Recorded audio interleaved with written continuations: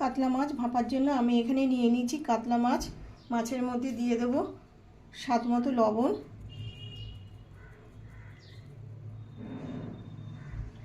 আর দিয়ে দিচ্ছি 1 চামচ টক দই,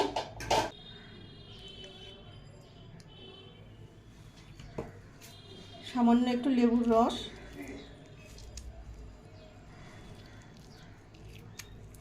আর একটু হলুদ গুঁড়ো।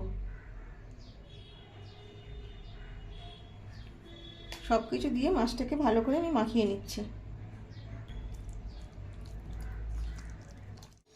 এবার আমি এটাকে আধ ঘন্টার জন্য রেস্টে রেখে দেবো। এবারে আমি একটা মশলা তৈরি করে নেব। মশলার জন্য নিয়ে নেব আমি 1 চামচ কালো সর্ষে, নিয়ে নেব 1 চামচ পোস্ত, আর এর মধ্যে দিয়ে দেব 3টে কাঁচা লঙ্কা। সব কিছু দিয়ে আমি মশলাটা একটু পেস্ট করে নেব। মশলাটা তৈরি হয়ে গেছে। এবার আমি মাছের সাথে মশলাটা মিশিয়ে নেব।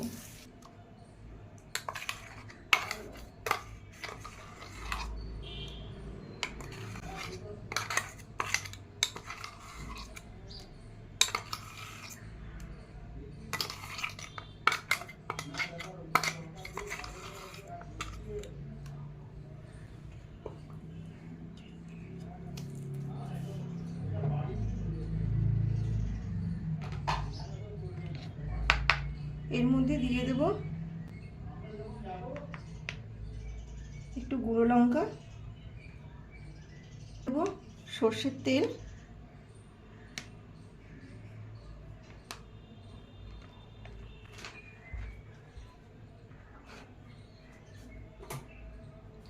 যেহেতু মাছে লবণ দিয়েছি সেহেতু লবণটা একটুখানি দেব, সামান্য একটুখানি।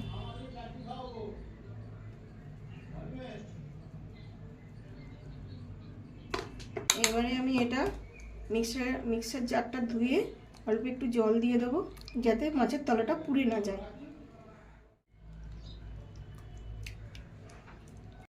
এবার ঢাকা দিয়ে মাছটাকে ভাপিয়ে নেব।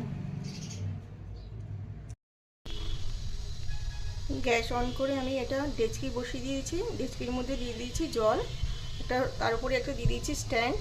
এবার আমি মাছের টিফিন বক্সটাকে আস্তে আস্তে এর মধ্যে বসিয়ে দিলাম। এর মধ্যে দিয়ে দিচ্ছি ঢাকা।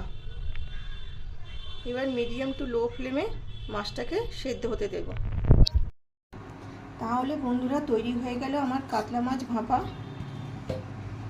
দেখুন কতটা সুন্দর হয়েছে। গরম গরম